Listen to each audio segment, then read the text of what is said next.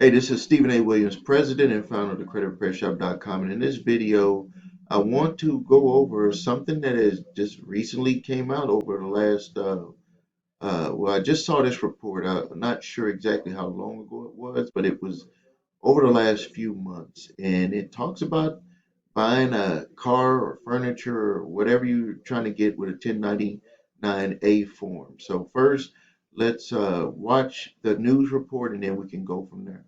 Well, it's your money, and Texarkana, Texas police are warning the public about a scheme using a tax form to make fraudulent purchases.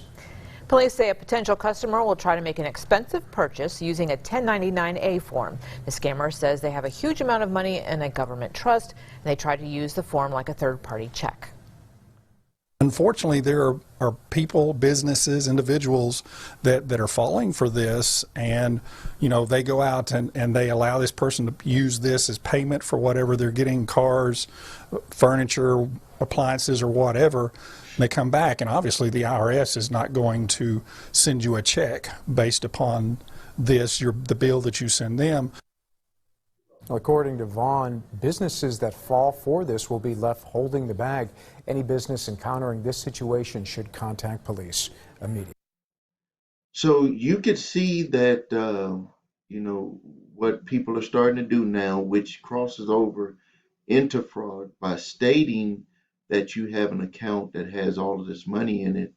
That's more than just filing a form 1099-A to get something paid for, and then the business waits for the check. So these individuals who are actually doing this and getting items, they're committing fraud, and it's going to come back to get them. That this is a new step in the process that because the other steps that they've had individuals do have not worked or panned out, which was to try to submit all of these forms, get your ID turned over into a what is it a certain type of ID, take back your citizenship and those types of things. And but we see that the end result to be able to get the money or to get the item is number one, they trick businesses into accepting the 1099-A. Maybe that business thought that they would be able to file that and have it discharged.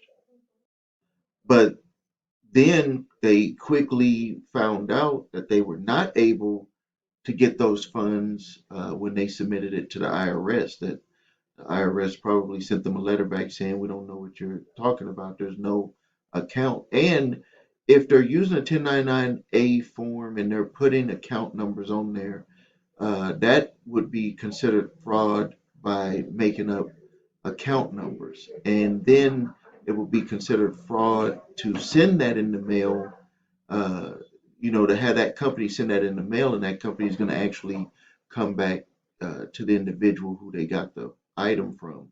And then the other thing is that if you receive the items from that individual, they were received under false pretenses, and they're going to want those items back.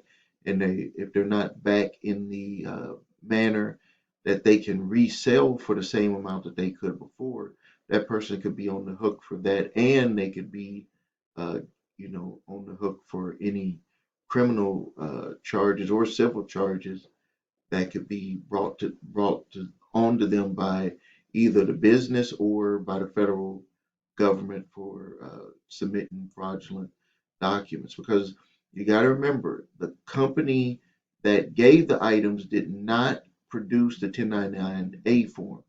The individual gave the 1099-A form with a made up account number and all of the information that they've placed on that. They've put that information on there and gave it to the company and said that they had that trust account that would have that money. So we need to be very careful about what's about, really understanding what this is all about and seeing if it's really true or not. I still, to this day, have not gotten any uh, credible information. I haven't got any information in documentation. I've got documentation of people where they were being sued and we're trying to help them get out of that situation.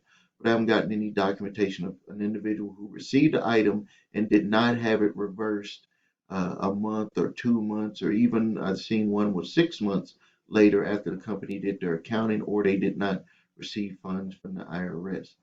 Um, so be very careful. Continue doing the research. Remember, I said I'm still open-minded, but we have right here a news report, and the police was involved with this, that this did not work and these companies were not paid in this Texas community. All right, if you need help with your credit, please visit us at thecreditrepairshop.com. Watch video, What Makes Us Different, so you can see my 8-point validation process and my 2-phase settlement process. If you need your credit reports and scores, go to the website the3scores.com. Grab those reports. If you have debt collectors coming after you, grab my 3-pack of letters: statute of limitations letter, debt validation letter, and cease and desist collection activities letter. Please subscribe to the channel, like this video and share it, and post your questions and comments.